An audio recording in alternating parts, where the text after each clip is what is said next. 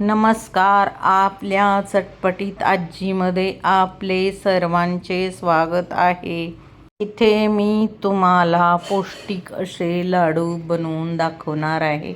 हिरव्या मुगापासून मूग स्वच्छ धुवून 6 तास भिजवून घ्यायचे. आता आपले मूग छान भिजले आहेत. आता परत एकदा स्वच्छ धुवून घ्यायचे. तर मी एक ओलं नारळ, थोडासा डिंक, 1 वाटी पिठी साखर घेतली आहे. यामध्ये प्रोटीन आणि फायबर भरपूर प्रमाणात असते. हे तिन्ही ऋतूत खाऊ शकतो आपण लाडू. आता हे मूग मिक्सरमध्ये फिरवून घ्यायचे.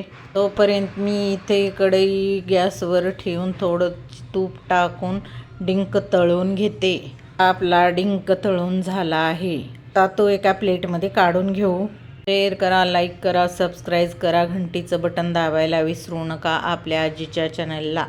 आता त्याच्यामध्ये थोडंसं तूप राहिले आहे. त्याच कढईत आता ते मिक्सरमध्ये बारीक करून घेतलेले मूग टाकून घेऊ. मूग बारीक करताना पाणी घालायचे नाही. आता अजून थोडे त्याच्यामध्ये 3-4 चमचे तूप घालून चांगलं कोरडं होईपर्यंत हलवून घेऊया. आपल्या शरीराला थंड असते उन्हाळ्यामध्ये. बघा आता इथे कोरडे झालेले आहे आपले मिश्रण. आता त्याच्यामध्ये नारळाचा कीस टाकून घेऊ. तो पण मी मिक्सरमध्ये फिरवून घेतला आहे.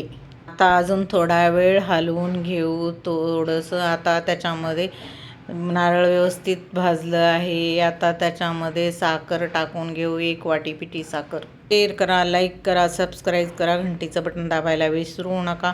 तुम्ही कुठून, कुठल्या गावातून, शहरातून व्हिडिओ बघत आहात ते मला कमेंट करून सांगा. आता डिंक पण ह्याच्यामध्ये घालून घेऊ आणि चवीपुरती विलायचीची पूड टाकू आणि आता हे सर्व मिश्रण एकजीव करून घेऊ.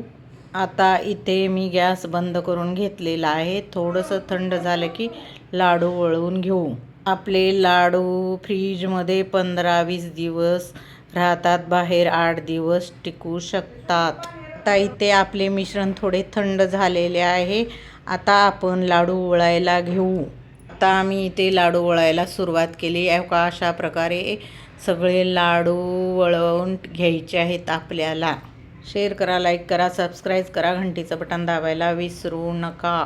प्रकारे सगळे लाडू वळवून झालेले आहेत आपले इथे. आता हे लाडू चांगले थंड होऊ द्यायचे आणि एका डब्यात काढून ठेवायचे. 8 ते 15 दिवस आपण हे लाडू खाऊ शकतो. हा व्हिडिओ शेवटपर्यंत बघितल्याबद्दल धन्यवाद.